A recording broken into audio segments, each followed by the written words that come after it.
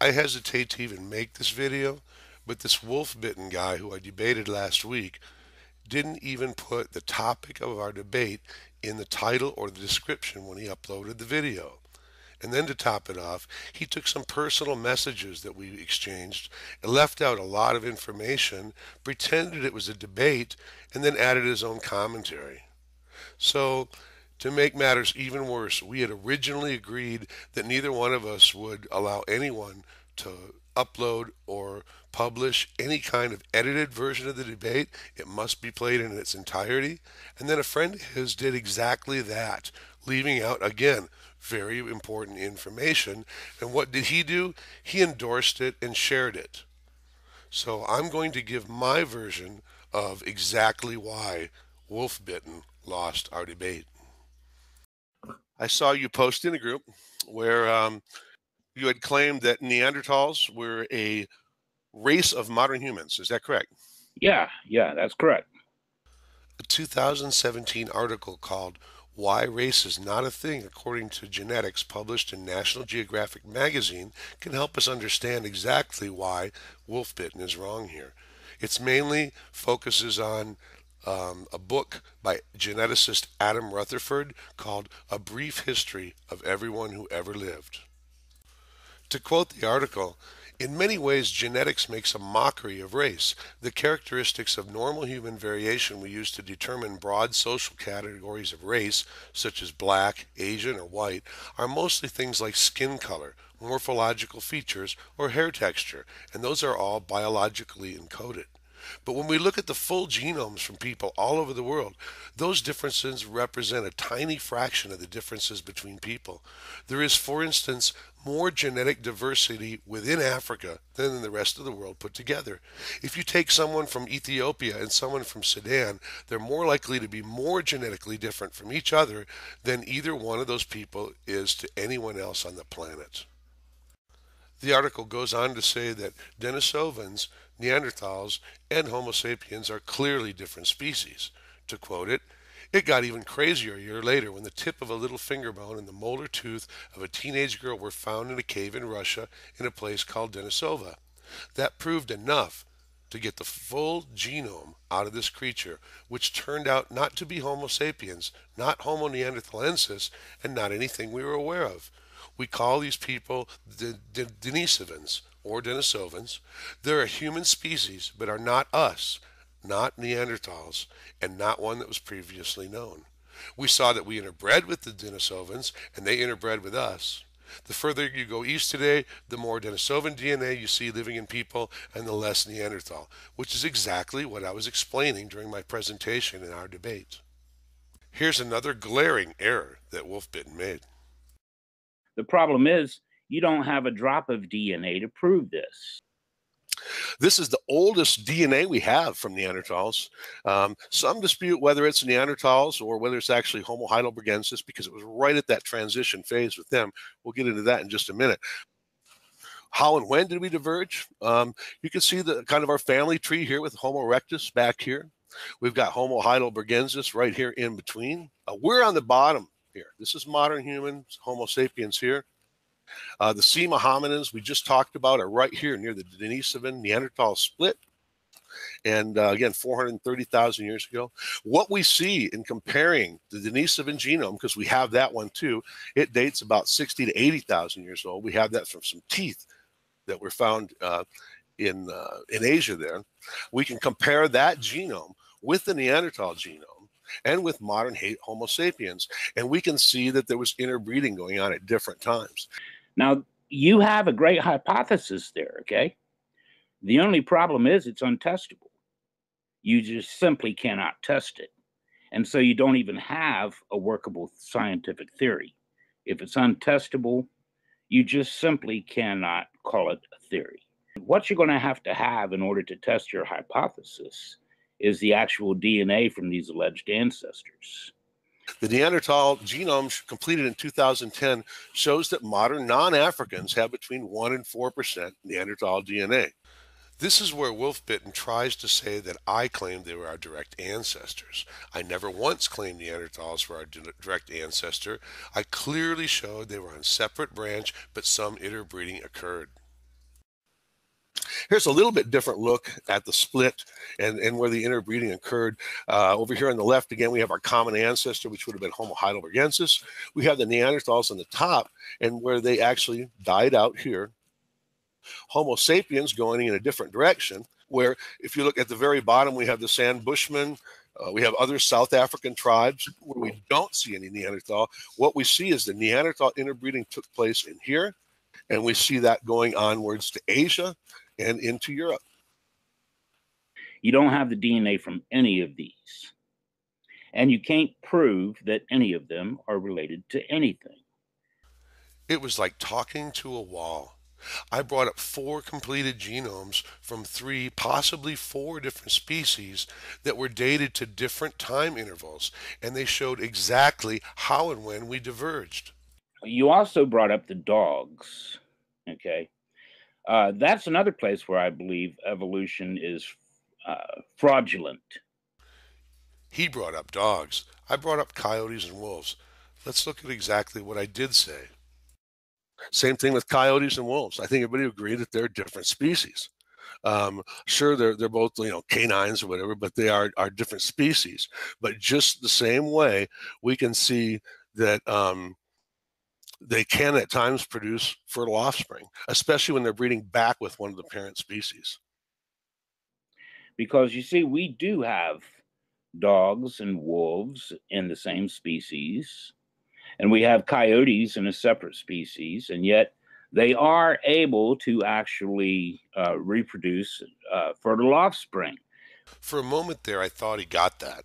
He even went on to make another video since our debate where he said the same thing. Say hello to everybody, Tracy. Hey, everybody. Well, it's good having you on. And tonight we're going to do a little something. Tracy, you saw our debate with Bill Ludlow, and several of the people out here saw it.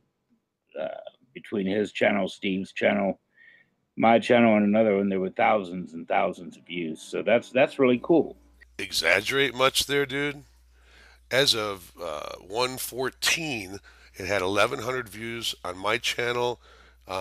With the finished video, 319 views where it was live, okay, 337 views on your channel, but it did have 1,129 views for the after show on Steve's channel. The fact is, like, you've got coyotes in one species, you've got dogs and wolves in another species, and yet they can all 3 interbreed and produce fertile offspring. See, there it is. He agrees with me again. Then he goes on to lie about what actually happened before the debate. In order to get the first debate a while back, I had to actually chase him around because he and Steve were running around talking about I wouldn't debate them. And just the opposite was true. I'd been challenging them to go live streaming with me. And then they said, well, you won't leave the safety of your place, so come to our place. And they expected me to turn it down, but I accepted. And then they backed out. What actually happened was I accepted his terms to debate, then I offered to let him go first. He initially accepted that, then he freaked out and would not debate unless I went first and he had the last word. It's still there in the Creationism Facebook group. No one's deleted it. You can still see it to this day. He went through a presentation claiming that we had all of these ancestors, like Homo habilis, Homo ergaster, Homo erectus, etc. He gave kind of a history of the evolution of mankind according to evolutionists. I didn't give a brief history of mankind. I didn't talk about Homo habilis. I started with Neanderthals, and I stuck with them, except for to mention the previous species, Homo heidelbergensis, and other species that were alive at the same time. In order for you to test your theory, you have to check the actual DNA of these creatures to see if they are in fact related to us. And you can't, because we've never extracted the DNA of an ergaster or a habilis or an erectus. We've never extracted the DNA from these guys. Well, this is obviously wrong, since no one had ever heard of DNA when Darwin came up with his theory. To test a theory or a hypothesis, we can use its predictive value. To test a hypothesis about the change of kind or species from earlier species to ape to modern and human, we can predict that we would find evidence in the fossil record for such a transitional change.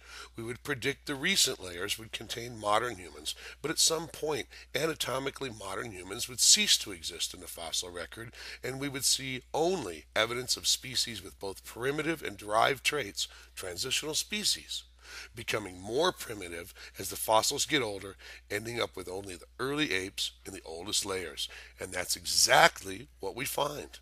We never see the primitive earlier forms in the same layers with the modern humans.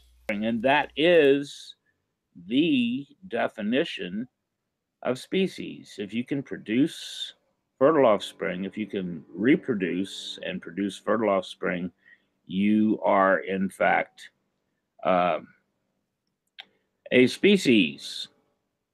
So now the thing is, you see, we've got the DNA of the Denisovan, we've got the DNA of the Neanderthal, and what do they prove? The DNA of both prove that we are in fact the same species.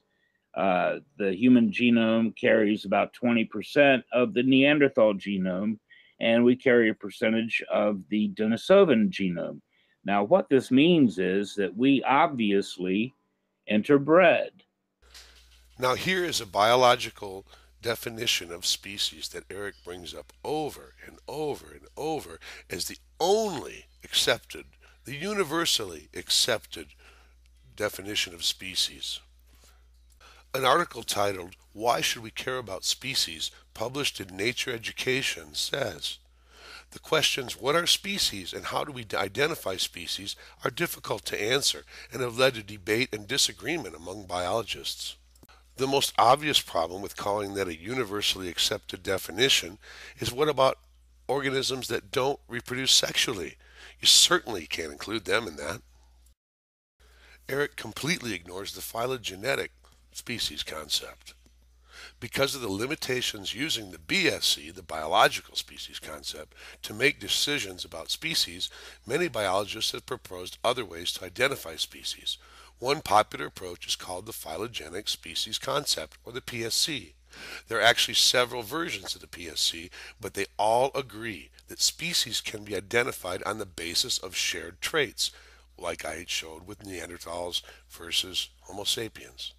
A group of organisms that all share one or more features pointing to a unique common ancestor, which in turn is not shared by members of other species, would meet the criterion of species under the PSC. Here's a clip from another discussion Eric had. Yeah, his presentation, he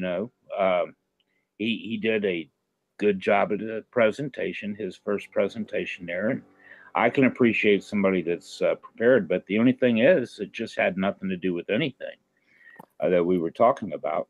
He considers Neanderthal a cousin to mankind and not the same species at all. Well, that's where he chimed in, and well, we have so much genetic material that is Neanderthal. Yeah. But he didn't have any genetic material that was anything else. He kept trying to say that we have all this genetic material for all these alleged ancestors of man, and yet he couldn't produce a single drop of it. And he kept going back to Neanderthal. And I kept saying, yeah, but Neanderthal is not an ancestor. Nobody claims Neanderthal is an ancestor. I just couldn't figure out why a guy would try to do that, try to pass off a Neanderthal as something else. I'm sure if his associates had heard him, they'd have laughed him out of the building for doing that. Well, first of all, I never tried to pass off Neanderthal as our direct ancestor.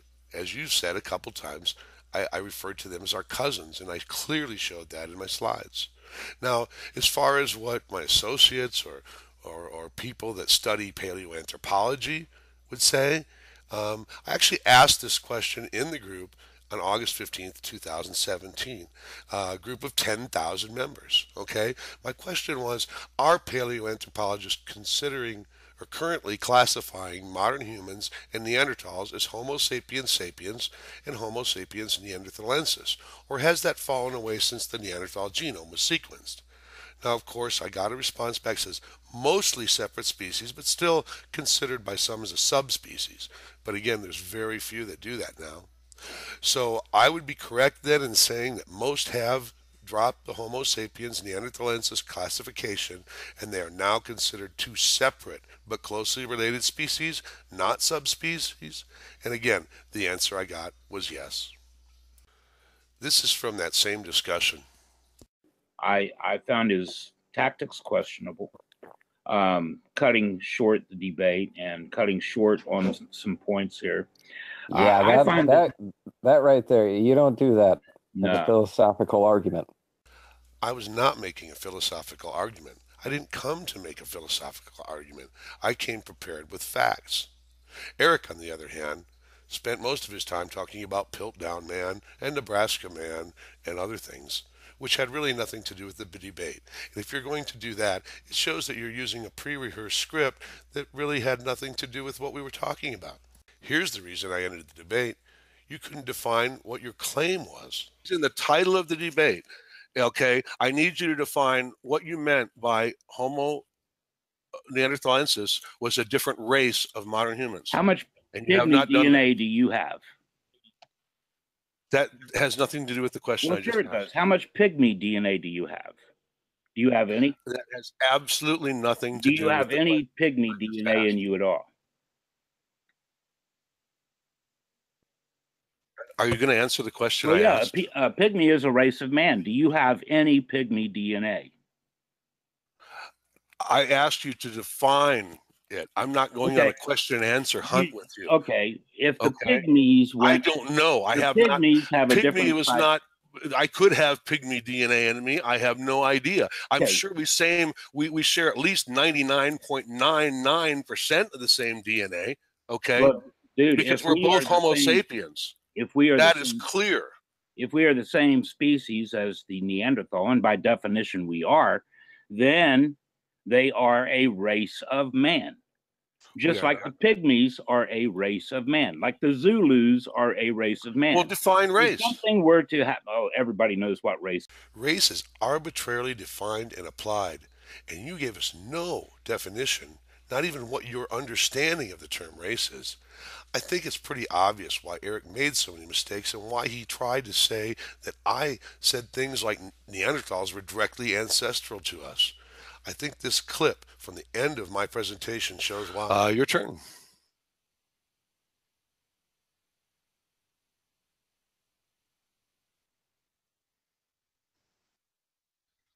Right there.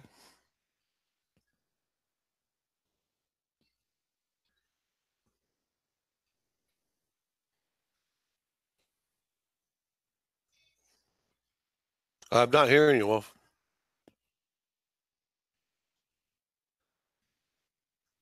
I think you're muted. Okay, thank you very much. Thank you. I All right. stepped away for a second there. I'm sorry. I hope you didn't miss anything. Oh, yeah. Now, since the debate, Eric came at me with several of his Facebook profiles. I had to block each one. He's demanding that I debate him again. He uploaded videos, like I said, with my name in the title, a supposed second debate we had where he took some messages that we exchanged before I blocked him on Facebook and supposedly debated them. It's all a little bit crazy, and at this point, I'm just absolutely not interested in doing this again. I have a lot of better things to do with my time.